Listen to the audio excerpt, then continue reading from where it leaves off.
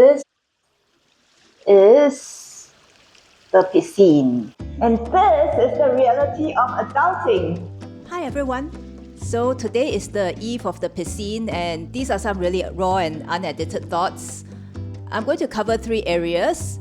Firstly, adulting and the Piscine. Secondly, why is learning to code still important in the era of vibe coding? And thirdly, about Piscine Prep.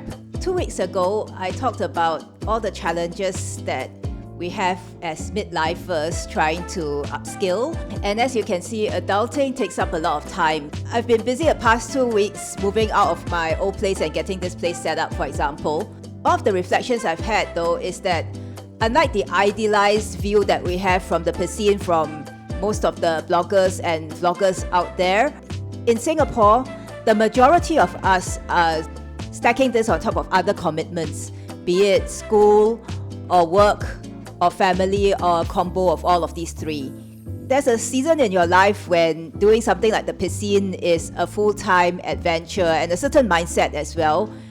When you have the luxury to be young and freelance, I think there's a certain mindset out there that our cost structure in Singapore doesn't quite support, and that's the reason why most Singaporeans are probably going to be stuck in the same predicament as the midlifers, no matter what age that we are at, which is how to manage time in the Piscine against all the other commitments. Because the Piscine doesn't have a specific timetable, going in it's kind of hard to imagine how full-time this could actually become if you want it to be. I'm not sharing anything outside the public domain to say that the Piscine involves 4 exams on Fridays, each of which can last up to 4 hours, 3 weekend projects called rushes, as well as the 2 shell exercises and 13 C exercises.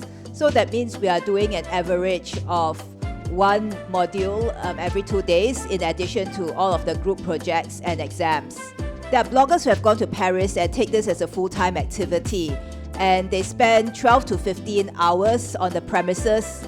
I mean, in this case, they are really taking it as a coding immersion and an immersion into the surroundings in Paris. But I think when that isn't practical because of all the other life commitments that we have, that's when a couple of things are key: focus, time management, and prep.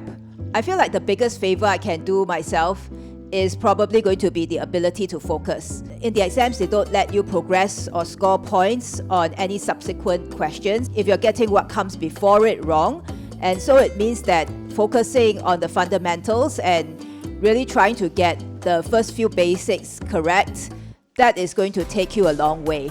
And so I think that brings us to the next question, which is that in this day and age when AI is able to generate code, why are we bothering to learn the fundamentals of coding by hand? Well, I think one of the really critical factors in getting results out of AI is that even if we are not deep in the syntax of code and of different computer languages, computational thinking is something that's really critical.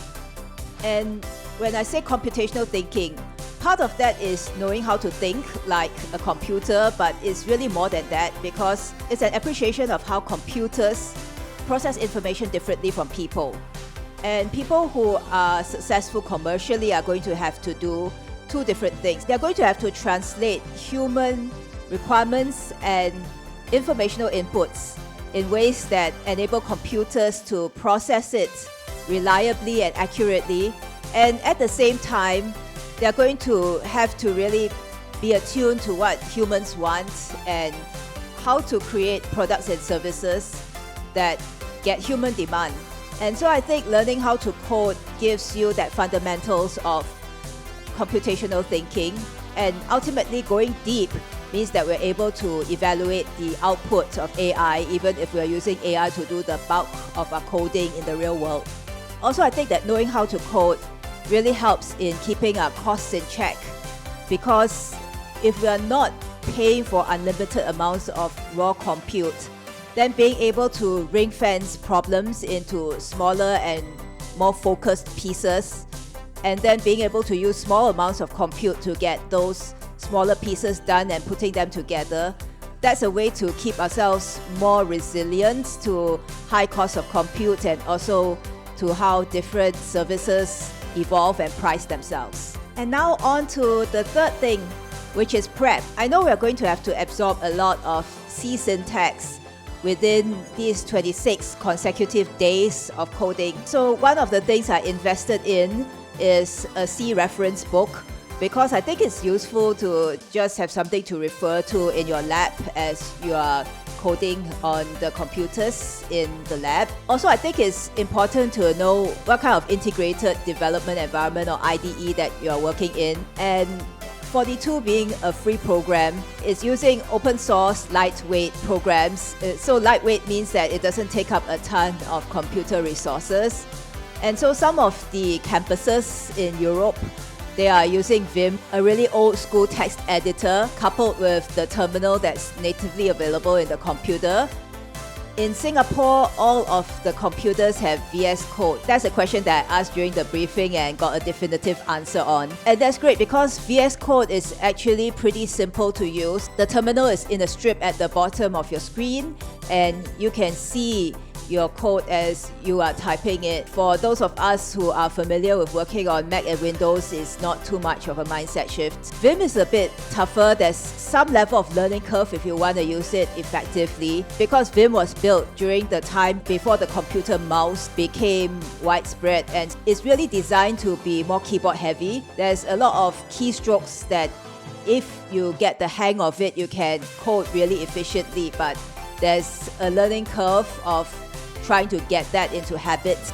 And even though I think Singapore culture means that most of us pisciners over here are going to be doing this against other activities as well, it doesn't change the fact that this is a community. One of the things that you may have heard from other piscine bloggers and vloggers is that you're not going to succeed in this alone. You really succeed together, and it's about using each other as a resource to share information and guide each other along. That's already happening in our Piscine batch, where we have set up a WhatsApp group. So thanks to Jim Wong from our Piscine May cohort in 2026 for taking the initiative on this. There are little bits of information that are undocumented, like for example, where we're going to meet tomorrow at 9:42 a.m. And it's thanks to the generosity of people who have attended different prep events and remembered different bits of information that we are all sharing information and able to do the right thing together as a cohort.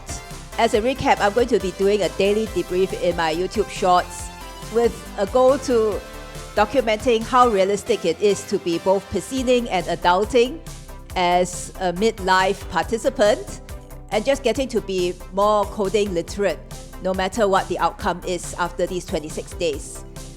See you tomorrow to all pisciners, and to everybody else, see you next time. Bye-bye.